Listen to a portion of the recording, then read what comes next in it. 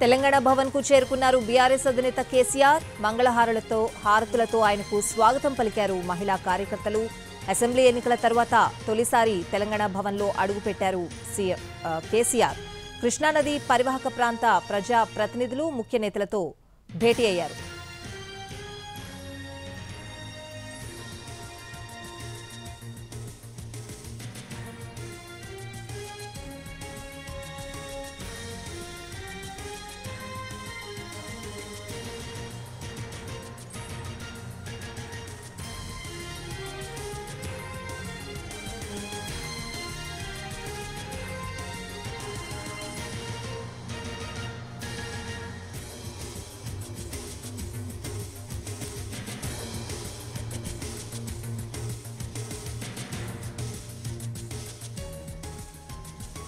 తెలంగాణ భవన్ నుంచి విజువల్స్ చూస్తున్నాం. తెలంగాణ భవన్ కు చేరుకున్నారు బీఆర్ఎస్ అధినేత కేసీఆర్.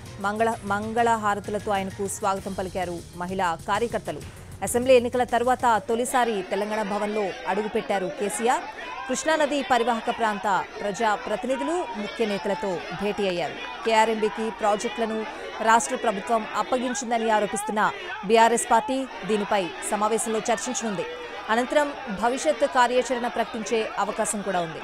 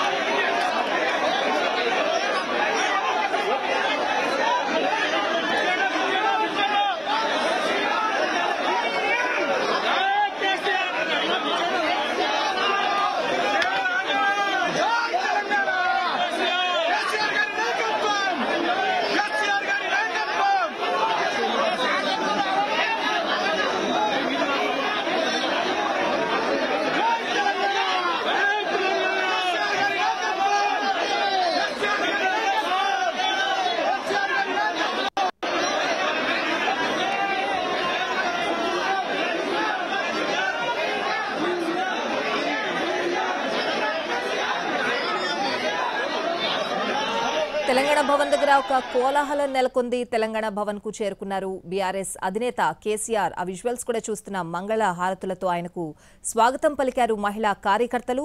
పూర్తి అప్డేట్స్ అడిగి తెలుసుకుందాం. తెలంగాణ భవన్ దగ్గర మా ప్రతినిధి రాఘవేంద్ర లైవ్ లో సిద్ధంగా ఉన్నారు. రాఘవేంద్ర, కొద్దిసేపటి క్రితం బీఆర్ఎస్ పార్టీ అధినేత కేసీఆర్ తెలంగాణ భవన్ చేరుకున్నారు. ఇటీవల జరిగిన అసెంబ్లీ ఎన్నికల్లో బీఆర్ఎస్ పార్టీ ఓటమి తర్వాత మొదటిసారి ఆయన తెలంగాణ భవన్ కు వచ్చారు. దీంతో పార్టీకి సంబంధించిన కార్యకర్తల నేతలంతా కూడా ఇక్కడ ఆయనకు స్వాగతం పలికారు. ప్రధానంగా కేఆర్ఎంబీకి తెలంగాణ ప్రభుత్వం కాంగ్రెస్ ప్రభుత్వం ప్రాజెక్టులు అప్పగించిందంటూ బీఆర్ఎస్ పార్టీ తీవ్రమైన ఆరోపణలకు జోలుగా చేసింది. ఈ అంశానికి సంబంధించి కృష్ణా నది పరివాహక ప్రాంత ఎమ్మెల్యేలు అదేవిధంగా ముఖ్య నేతలతో కేసీఆర్ మరి కాసేపట్లో భేటీ కాబోతుంది. ఈ సమావేశంలో రానున్న రోజుల్లో ఈ అంశానికి సంబంధించి రాష్ట్ర ప్రభుత్వాన్ని ఏ విధంగా టార్గెట్ చేయాలి, ఈ అంశాన్ని ప్రజల్లోకి ఏ విధంగా తీసుకెళ్లాలన్న అంశానికి సంబంధించి కేసీఆర్ నేతలకు దిశానిర్దేశం చేసే అవకాశం ఉంది. ప్రధానంగా నల్గొండ జిల్లా కేంద్రంలో త్వరలో ఒక బహిరంగ సభ ఏర్పాటు చేయాలన్న ఆలోచన కూడా కేసీఆర్ చేస్తున్నట్టుగా మనకు సమాచారం ఉంటుంది. ఇవాళ జరిగే సమావేశం ఈ అంశానికి సంబంధించి చర్చించి ఒక నిర్ణయానికి వచ్చే అవకాశం ఉంది. అదేవిధంగా ఎల్లుండి నుంచి ప్రారంభమైన అసెంబ్లీ సమావేశాల్లో కూడా ఈ అంశాన్ని ఏ విధంగా